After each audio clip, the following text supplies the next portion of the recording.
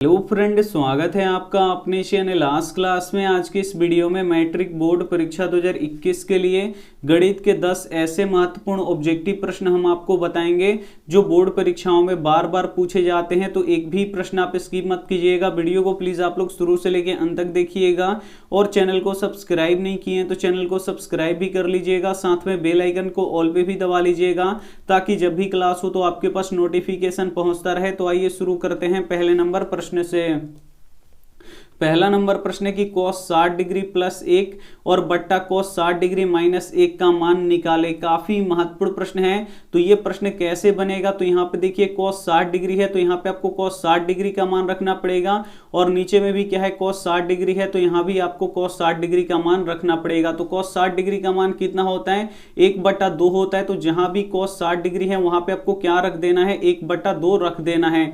तो यहाँ पे देखिए हम इसको बनाते हैं। तो यहाँ पे देखिए cos 60 डिग्री है तो यहाँ पे क्या लिख देंगे, 1/2 लिख देंगे, क्योंकि cos 60 डिग्री का मान कितना होता है, 1/2 होता है। प्लस है तो यहाँ पे देंगे प्लस, 1 है तो यहाँ पे देंगे 1, और ये बट्टा है तो यहाँ भी क्या दे देंगे, बट्टा दे देंगे। और नीचे में भी क्या है cos 60 डिग्री है तो cos 60 डिग्री का मान कितना होता है, 1/2 यहाँ पे लिख देंगे, और -1 है तो यहाँ पे लिख देंगे -1। अब ऊपर में यहाँ पे देखिए ये बट्टा का जोड़ हो गया और नीचे में ये क्या हो गया, बट्टा का घटाव हो गया। तो आप लोग बना लीजिए। यहाँ पे देखिए 2 और 1 का यहाँ पे लघुत्तम क्या होगा, तो 2 होगा। तो यहाँ पे 2 से 2 कट जाएगा, यहाँ पे 1 बचेगा, और यहाँ पे देखिए प्लस, और यहाँ पे देखिए 1 में 2 से भाग लगाएंगे तो ये 2 बार में कटेगा। यहाँ पे 2 से गुणा करेंगे तो 1 दूना कितना हो जाएगा, 2 हो जाएगा। ऊपर का ये बट्टा का जोड़ बन गया। फिर ये बड़ा वाला बट्टा है तो यहाँ पे देंगे बड़ा वाला बट्टा, और नीचे में क्या है, बट्टा का घटाव है तो 2 और 1 का लघुत्तम कितना होगा, यहाँ पे 2 होगा। 2 से 2 ये 1 बार में कटेगा तो यहाँ पे हो जाएगा 1, माइनस है तो यहाँ पे हो जाएगा माइनस, और 1 से इस 2 में भाग लगाएंगे तो 2 बार में कटेगा, और यहाँ पे 1 में 2 से गुणा करेंगे तो यहाँ पे क्या हो जाएगा, -2 हो जाएगा। अब ऊपर में देख लीजिए 1 और 2 जोड़ेंगे तो कितना हो जाएगा, 3, और बट्टा के नीचे 2 है तो यहाँ पे दे देंगे 2, और ये फिर ये बड़ा वाला बट्टा तो यहाँ पे दे देंगे बड़ा वाला बट्टा।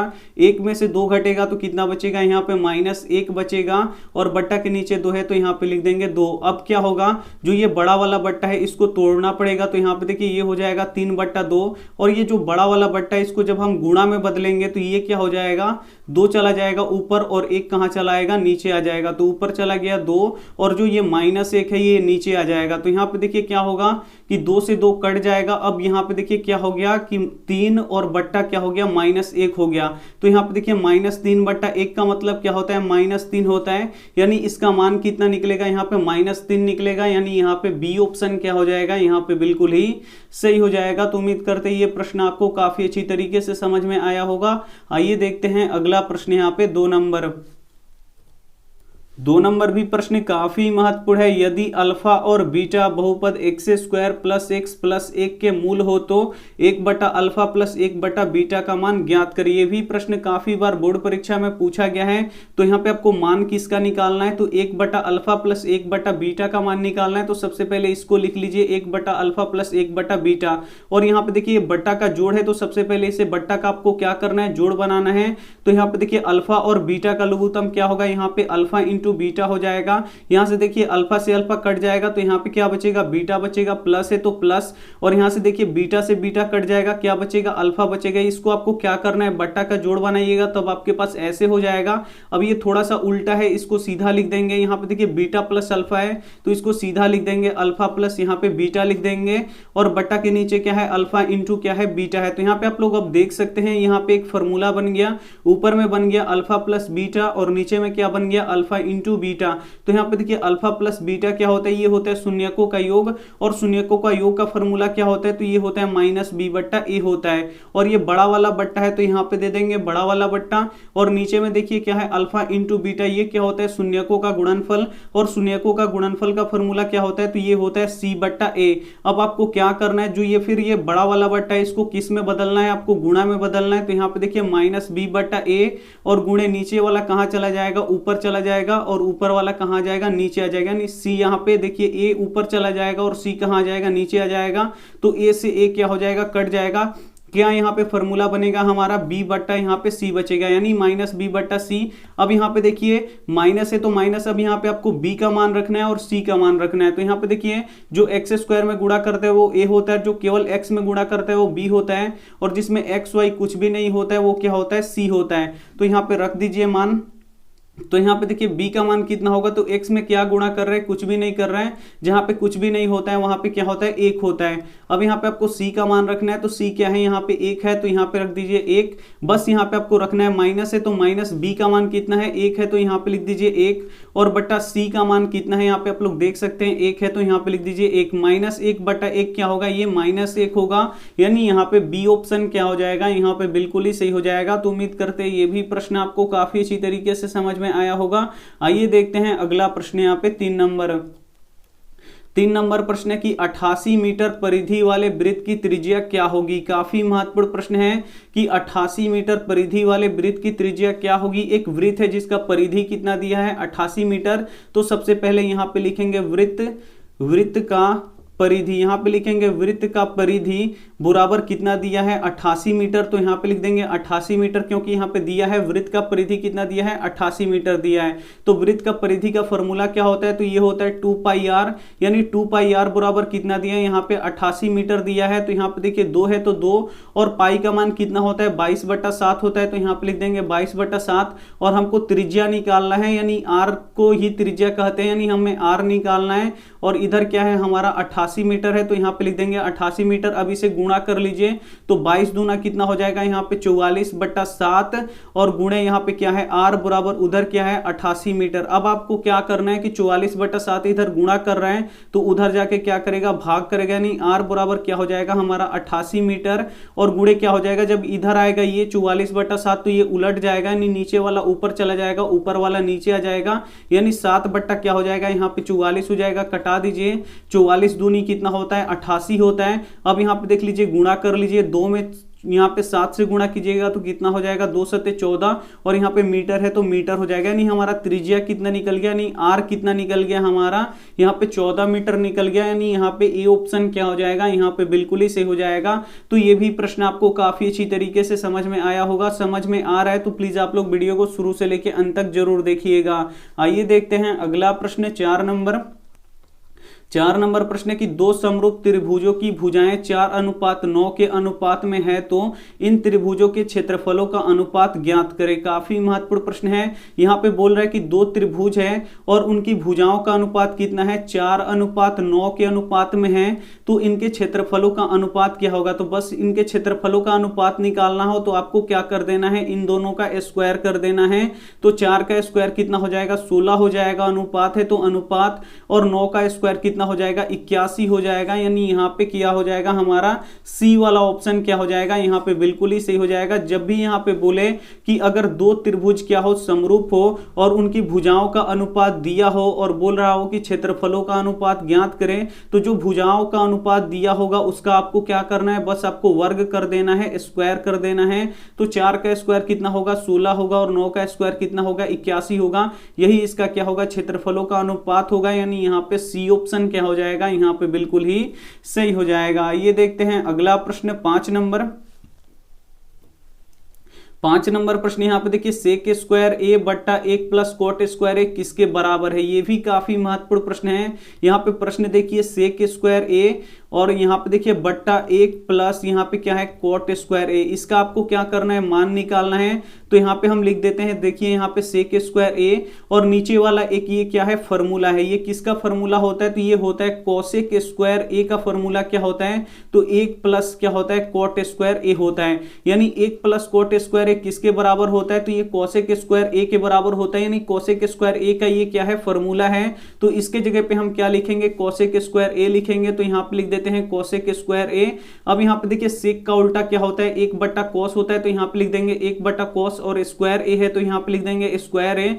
और यहाँ पे देखिए कोसेक का उल्टा क्या होता है, तो यहाँ पे कोसेक का उल्टा क्या होता है, 1 बट्टा साइन होता है। तो यहाँ पे लिख देंगे 1 बट्टा साइन, और यहाँ पे इसका स्क्वायर है तो इसका भी क्या कर देंगे, स्क्वायर कर देंगे। फिर वही आपको करना है कि ये जो बड़ा वाला बट्टा है इसको गुणा में बदलना है। तो यहाँ पे ऊपर में क्या है, 1 बट्टा कोस स्क्वायर ए है, और ये बड़ा वाला बट्टा किस में बदलेगा, गुणा में बदलेगा। तो नीचे वाला ऊपर और ऊपर वाला कहाँ आ जाएगा, नीचे आ जाएगा। यानी नीचे साइन ए स्क्वायर ए है तो ये ऊपर चला जाएगा साइन ए स्क्वायर ए, और एक कहाँ आ जाएगा, नीचे आ जाएगा। और एक में अब आपको क्या करना है कि एक में साइन ए स्क्वायर ए से गुणा कराना है, तो एक में साइन ए स्क्वायर ए से गुणा होगा तो ये क्या हो जाएगा, साइन ए स्क्वायर ए, और बट्टा यहाँ पे देखिए कोसेक स्क्वायर ए में एक से गुणा होगा तो ये क्या हो जाएगा, यहाँ पे कोसेक स्क्वायर ए हो जाएगा। अब यहाँ पे देखिए साइन और बट्टा कोस क्या होता है, साइन बट्टा कोस क्या होता है, ये होता है टेन, और यहाँ पे देखिए स्क्वायर ए है तो यहाँ पे क्या कर देंगे, स्क्वायर ए कर देंगे। ये किसके बराबर होगा, तो ये टेन स्क्वायर ए के बराबर होगा। यानी यहाँ पे सी ऑप्शन क्या हो जाएगा, यहाँ पे बिल्कुल ही सही हो जाएगा।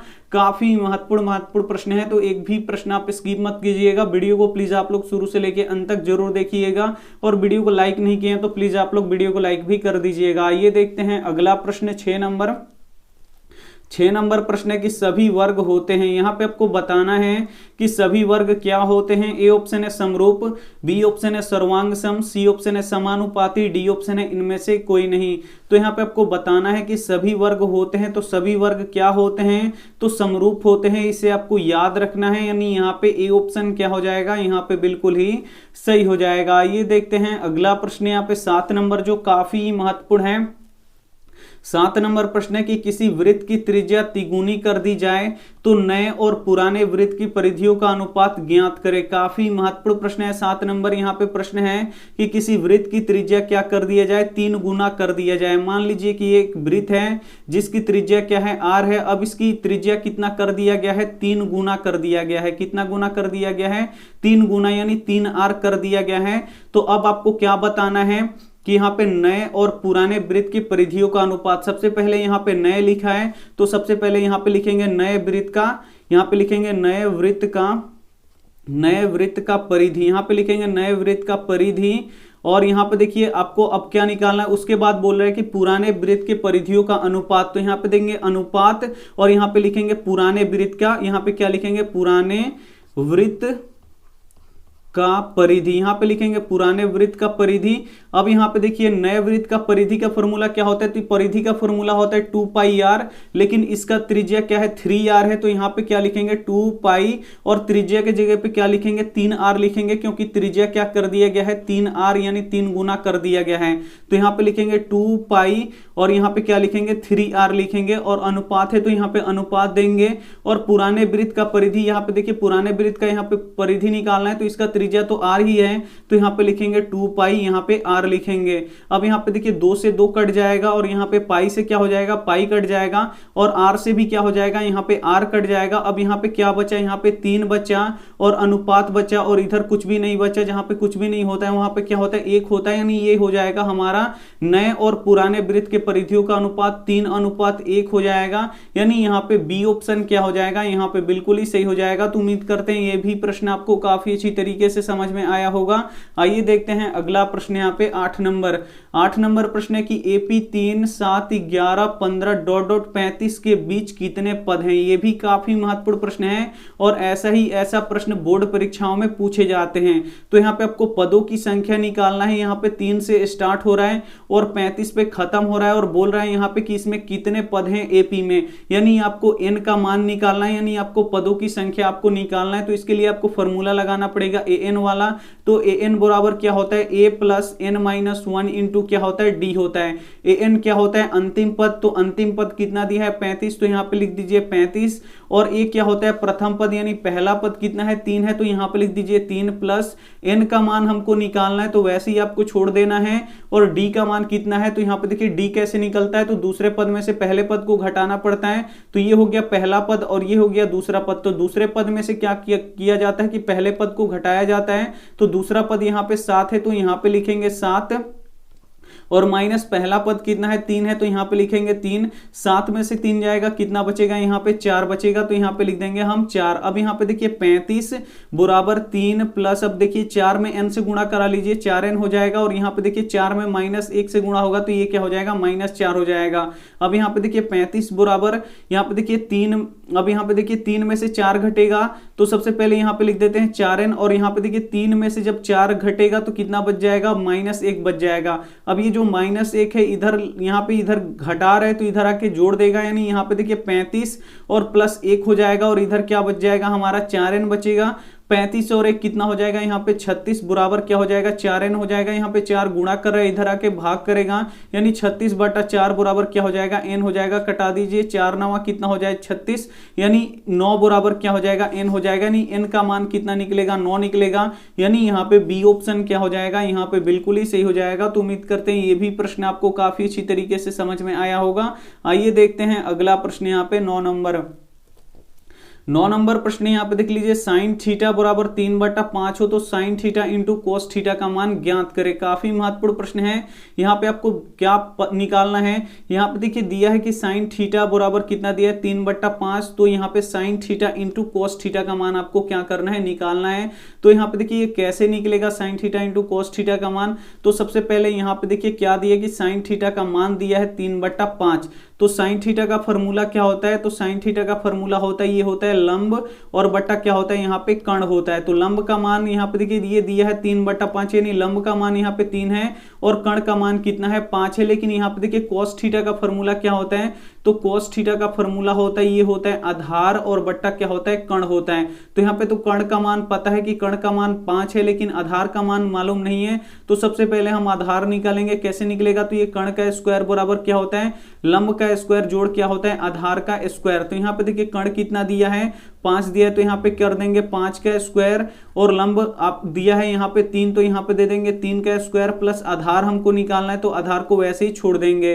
तो यहाँ पे देखिए 5 का स्क्वायर 25 और 3 का स्क्वायर कितना हो जाएगा 9 और प्लस आधार का स्क्वायर को वैसे ही आपको छोड़ देना है। 9 इधर जोड़ रहा है तो इधर आके घटा देगा, तो 25 माइनस क्या हो जाएगा 9 और बराबर उधर क्या होगा आधार का स्क्वायर हो जाएगा। 25 में से 9 जाएगा कितना बचेगा 16 और ये हो गया हमारा आधार का स्क्वायर। अब हमको आधार निकालना है, लेकिन इधर आधार का स्क्वायर है तो इधर भेजेंगे तो क्या हो जाएगा रूट हो जाएगा, यानी रूट 16 बराबर क्या हो जाएगा आधार हो जाएगा।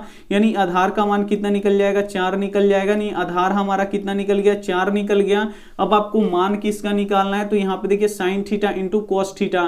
तो यहाँ पे सबसे पहले हम यहाँ पे लिख देते हैं साइन थीटा इंटू आपको कोस थीटा का मान निकालना है। तो साइन थीटा का मान कितना है आप देख सकते हैं, आप 3/5 है तो यहाँ पे लिख देंगे 3/5 और ये इंटू का मतलब होता है गुणा। और यहाँ पे देखिए कोस थीटा का मान कितना होगा, तो कोस थीटा का फॉर्मूला क्या होता है आधार बटा कर्ण होता है। तो आधार अभी निकला है कितना निकला है 4 निकला है, तो ऊपर में लिख देंगे 4 और कर्ण कितना है 5 है तो यहाँ पे लिख देंगे 5। यानी कोस थीटा का मान कितना है 4/5 है तो यहाँ पे लिख देंगे 4/5। अब आपको गुणा करा देना, अगर कटता तो कटा देते, लेकिन यहाँ पे कट नहीं रहा है तो गुणा कराएंगे। 3 चौका कितना हो जाएगा 12 और 50 कितना हो जाएगा यहाँ पे 25 हो जाएगा। यानी यहाँ पे ए ऑप्शन क्या हो जाएगा यहाँ पे बिल्कुल ही सही हो जाएगा। आइए देखते हैं अगला प्रश्न 10 नंबर प्रश्न है, यदि x इंटू एक्स प्लस यहाँ पे देखिए x into x plus 4 plus 1 के 2 शून्यक अल्फा और बीटा हो तो इन 2 शून्यकों का योग ज्ञात करें। ये भी काफी महत्वपूर्ण प्रश्न है। ऐसा प्रश्न आपसे पूछा जाता है कि x इंटू एक्स प्लस 4 और प्लस 1 के शून्यक अल्फा और बीटा हो तो शून्यकों का योग ज्ञात करें। यानी अल्फा प्लस बीटा का मान आपको क्या करना है निकालना है। तो सबसे पहले इसको द्विघात बहुपद बनाइए, इसको गुणा करा दीजिए। तो x में x से गुणा होगा तो क्या होगा x स्क्वायर होगा और x में 4 से गुणा होगा तो ये क्या हो जाएगा यहाँ पे 4x हो जाएगा और यहाँ पे क्या हो गया प्लस 1। अब आप आसानी से निकाल सकते हैं, आपको निकालना है शून्यकों का योग। तो शून्यकों का योग का फॉर्मूला क्या होता है माइनस बी बट्टा ए होता है। बस आपको यहाँ पे b का मान रखना है, a का मान रखना है। जो एक्स स्क्वायर में गुणा करता है वो a होता है, जो केवल x में गुणा करता है वो b होता है, जिसमें x y कुछ भी नहीं होता है वो क्या होता है c होता है। तो यहाँ पे देखिए माइनस है तो माइनस और b का मान कितना है यहाँ पे आप लोग देख सकते हैं, b का मान कितना है यहाँ पे 4 है तो यहाँ पे रख दीजिए 4 और a का मान कितना है यहाँ पे कुछ भी नहीं गुणा कर रहा है, जहाँ पे कुछ भी नहीं होता है वहां पे क्या होता है 1 होता है तो यहाँ पे रख देंगे 1। तो यहाँ पे आप लोग देख सकते हैं -4/1 क्या हो जाएगा यहाँ पे -4 हो जाएगा। यानी यहाँ पे ए ऑप्शन क्या हो जाएगा यहाँ पे बिल्कुल ही सही हो जाएगा। तो उम्मीद करते हैं ये भी प्रश्न आपको काफी अच्छी तरीके से समझ में आ गया होगा। तो यहाँ पे हम आपको 10 प्रश्न हम आपको बता चुके हैं जो आपको काफी अच्छी तरीके से समझ में आ गया होगा। और ये रहा आपके लिए होमवर्क प्रश्न। ऐसा भी प्रश्न आपके बोर्ड परीक्षा में पूछा जाता है। यहाँ पे देखिए होमवर्क प्रश्न है, यदि पहली संख्या a तथा दूसरी संख्या 25 है और यहाँ पे देखिए इनका मौसा 5 और लौसा 100 है तो a का मान निकाले। ये भी काफी महत्वपूर्ण प्रश्न है, इसका मान आपको निकालना है और जो भी ऑप्शन आपको सही लगे वो आप हमें क्या कर दीजिएगा, कमेंट कर दीजिएगा और आपके कमेंट का हम रिप्लाई जरूर देंगे। और वीडियो को लाइक नहीं किए हैं तो प्लीज आप लोग वीडियो को लाइक कर दीजिएगा, अपने दोस्तों के पास इस वीडियो को जरूर शेयर कीजिएगा और चैनल को सब्सक्राइब नहीं किए हैं तो चैनल को सब्सक्राइब करके साथ में बेल आइकन को ऑल पे दबा लीजिएगा ताकि जब भी क्लास हो तो आपके पास नोटिफिकेशन पहुंचता रहे। थैंक यू फॉर वॉचिंग, मिलते हैं अगली वीडियो में, तब तक अपना ध्यान रखिए, मन लगा पढ़ाई कीजिए, टेक केयर एंड बाय।